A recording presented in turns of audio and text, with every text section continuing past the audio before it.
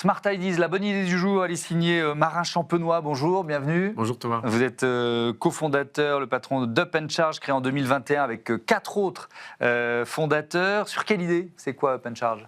Up & Charge, c'est une borne de recharge par induction pour les véhicules électriques.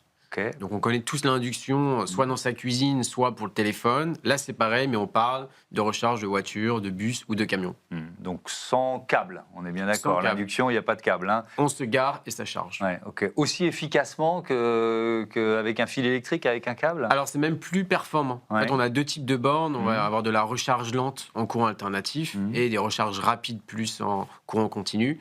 Et il faut savoir que quand on charge en courant alternatif, on a des pertes liées à la conversion de la charge dans le véhicule. Et nous, en fait, on n'a pas ces pertes-là. Donc, on a un meilleur rendement par rapport à une recharge lente. Quel type de véhicules peuvent utiliser les bornes à induction que vous proposez? Est-ce que toutes les voitures peuvent le faire ou pas? Alors, tous les véhicules peuvent se recharger par induction. Ouais. On rajoute uniquement ce qu'on appelle un kit induction. Donc, en fait, c'est un vinyle qu'on rajoute chez un professionnel de l'automobile lors de sa révision ou lorsqu'on vient d'acquérir le véhicule. Et derrière, on peut charger par câble ou par induction. Quels avantages cette recharge par induction elle a avec les bornes traditionnelles qu'on voit tous dans nos immeubles ou sur nos autoroutes?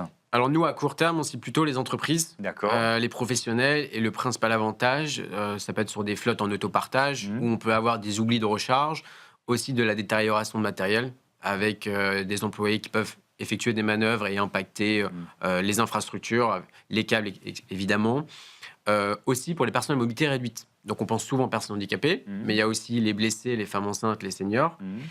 Concrètement, on fait comment pour aller chercher le bon câble, le démêler, brancher, badger, c'est compliqué. Donc là, ça vient vraiment simplifier tout cet usage-là. Et également, un enjeu par rapport en fait, à la recharge dans les véhicules, c'est que on va avoir, quand on achète le véhicule, on achète un chargeur embarqué avec une certaine puissance, mais on peut être du coup limité par cette puissance.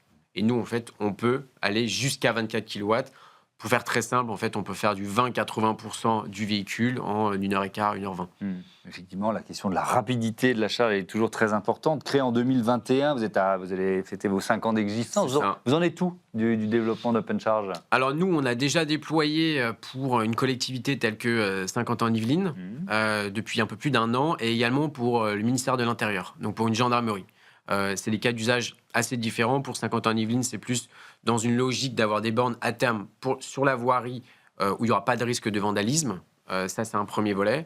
Et le deuxième volet, c'est plus pour le ministère de l'Intérieur où, lorsque les forces armées doivent partir en intervention, si elles doivent penser au gyro, au câble, etc., ça devient compliqué. Donc, on a fini ces déploiements-là.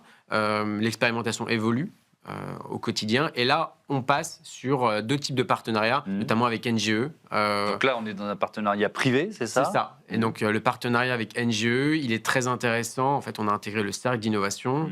C'est un partenariat win-win où ils vont nous pousser dans des appels d'offres. Nous, lorsqu'on a des interactions avec des flottes privées ou publiques, derrière, on passe aussi par eux pour la partie installation. Et l'avantage de passer par eux, c'est qu'il y a toujours un board d'experts opérationnels qui peuvent nous relayer au sein des bonnes directions. Alors, dans ce passage à l'échelle, il y a eu une levée de fonds? Oui, non, quel montant? On a fait 3. On a fait 3 levées de fonds. Ouais. En fait, ce qui est très, très beau, c'est que c'est un produit qui plaît aussi aux particuliers. En fait, on se projette en se disant, j'ai un véhicule électrique ou je souhaite en acquérir un. L'infrastructure de recharge, c'est quand même complexe avec le câble, etc. Je veux me simplifier la vie. Pourquoi je dis ça? Je dis ça parce qu'aujourd'hui, on a 1000 investisseurs particuliers. Alors, ils sont dans des holdings, hein, pas 1000 personnes en direct, ce serait compliqué à gérer. Mais on a 1000 personnes qui croient en nous et ils n'ont pas un rôle de sleeping partner. Ils nous aident au quotidien pour nous aider à nous développer. Avec des retours d'expérience, en quelque sorte? Avec des retours d'expérience, avec des introductions, en nous challengeant, en nous poussant aussi auprès de partenaires et clients. Donc, c'est un vrai réseau en fait, qui s'est créé pour nous aider à passer à l'échelle. Merci beaucoup, Marin Champenois, et bon vent à Up & Charge. Voilà, c'est la fin de ce Smart Impact. Merci à toutes et à tous de votre fidélité à la chaîne des affaires, à Smart for Change. Salut.